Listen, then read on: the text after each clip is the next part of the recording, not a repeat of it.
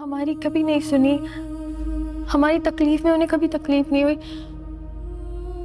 अम्मी अप्पा को ऐसे देख के, ऐसे अकेला देख के मुझे बहुत तकलीफ हुई अम्मी। तुमने उनसे क्या कहा जब उन्होंने ये शर्त तुम्हारे सामने रखी? अम्मी मैंने इनकार कर दिया, मैं आपको दोबारा नहीं भेज सकती, कभी नहीं भेज सकती।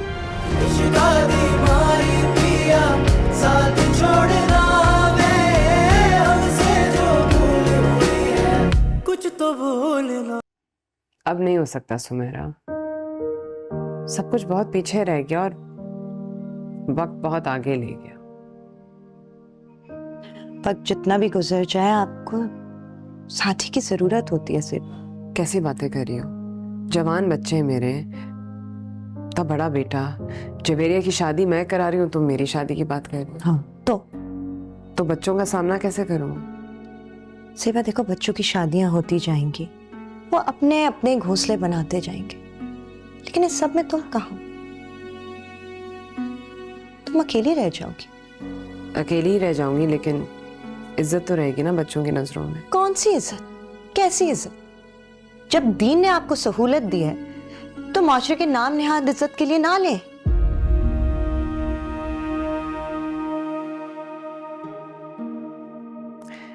मैं दोबारा शादी नहीं कर सकती, एक ही दफा करनी थी, अब वो ही बुरी निकली तो बस ठीक है। दोबारा जुआ नहीं खेल सकती मैं, कम से कम उस इंसान के साथ नहीं जो एक अच्छी याद की तरह मेरी जिंदगी का हिस्सा है।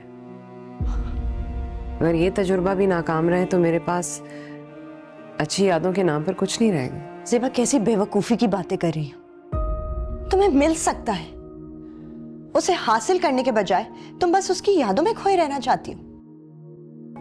देखो, तुम दोनों बहुत सारी अच्छी यादें बना सकते हो एक साथ। पता है, मैं और जमाल उस दिन बैठे थे तो सुबह अंदर आया, अपने बेटे के सामने पानी पानी हो गई। कुछ कहा नहीं उसने, लेकिन सोचा तो होगा ना। इतने सालों में उसने अपनी माँ को किसी के साथ यूं अकेले बैठे देखा तो नहीं। अब ना मेरी जिंदगी में मेरे बच्चे मेरे सबसे पहली प्रायोरिटी है। मेरी जात पीछे रहे वही बेहतर है, क्योंकि मैं खुश हूँ, हम खुश हैं इस नए घर में। जवेरिया की शादी के साथ इतने अच्छे घर में हुई है, सुबह की जॉब अच्छी जा रही है, जोया तानिया पढ़ रहे हैं, और मैं चाहती हूँ कि अब मैं उनके करियर पे फोकस करना, उनको कुछ बनाना है। करियर हो जाएगा, तुम सब सेट कर दोगी उनके लिए, उनका करियर भी सेट हो जाएगा, लेकिन उसके बाद क्या? तुम क्या करोगी? देखो, मैं तुम्हें सिर्फ समझाने की कोशिश कर रही हूँ कि जमाल बहुत अच्छा ऑप्शन है। अगर तुम उसे कंसिडर करती हो तो तुम्हारे पास अपना घर होगा, तुम किसी पे डिपेंडेंट नहीं होगी, प्यार करने वाला शौहर होगा। प्लीज, जब जिंदगी तुम्हें एक और चांस दे रही है, then why not?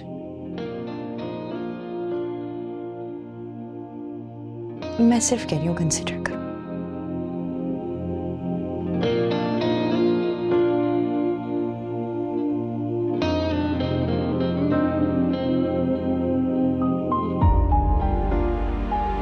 जमाल भाई आए थे मेरे पास, वो कह रहे थे कि तुमसे शादी करना चाहते हैं।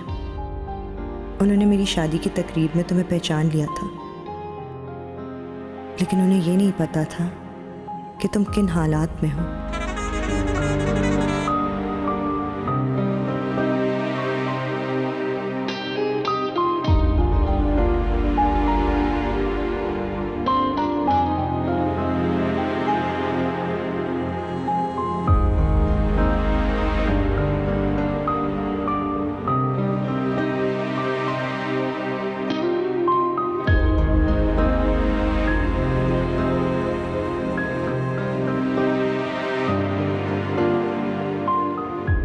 ज़ेबा, मैंने जमाल भाई को बता दिया है कि तुम आज भी उनसे मोहब्बत करती हो और तुम्हें मलाल है उन्हें ना पाने का।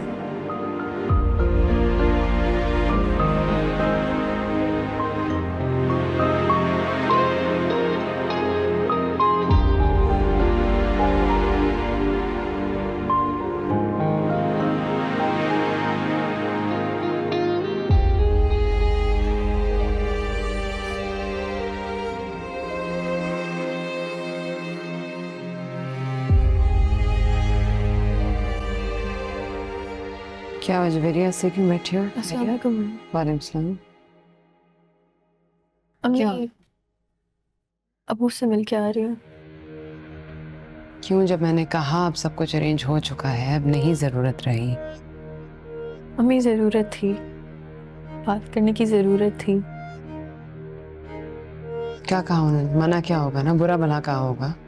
जानती हूँ मैं, सुबह और मैं जब साथ गए थे तो उन्होंने इनकार कर दिया था आने से। छोड़ो। अम्मी वो मान गए। अच्छा, चलो अच्छी बात है, मान गए।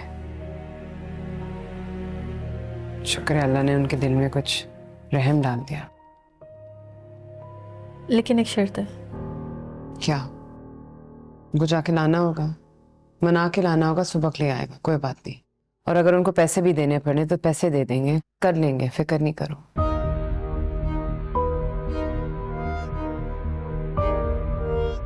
अम्मी क्या? वो कह रहे थे आप खुला के पेपर्स वापस ले लें, वो आ जाएंगे। अम्मी बात तो सुने। अम्मी वो बहुत बुरी हालत में थे, वो बहुत बुरे होलिये में थे। अम्मी वो ऐसे लग रहा था कि उन्होंने काफ़ी अरसे से कपड़े चेंज नहीं किए, घर की बहुत बुरी हालत थी, इधर उधर मिट्टी हुई थी। अम्मी बात सुने ना प्लीज़। अम्मी उन्होंने हमारे साथ बहुत गलत किया, आपके साथ बहुत गलत किया। उसके बावजूद उनको ऐसी हालत में देखी अम्मी, मुझे बहुत तकलीफ हुई। अम्मी उन्होंने हमारी कभी नहीं सुनी, हमारी तकलीफ में उन्हें कभी तकलीफ नहीं हुई। अम्मी अप्पा को ऐसे देख के, ऐसे अकेला देख के मुझे बहुत तकलीफ है अम्मी। तुमने उनसे क्या कहा जब उन्होंने ये शर्त तुम्हारे सामने रखी?